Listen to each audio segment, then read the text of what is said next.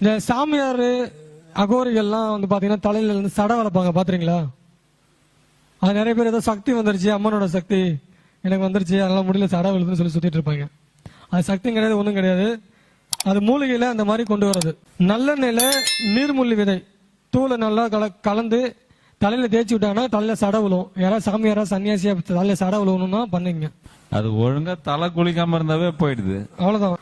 ஆலமர அத்திமரப்பால் இதையும் தலையில வந்து தடவணினாலும் தலையில சடை விழும். யாராவது சடை விழுந்து சாமியார் மாதிரி உக்காந்துங்கன்னா உக்காந்துங்க.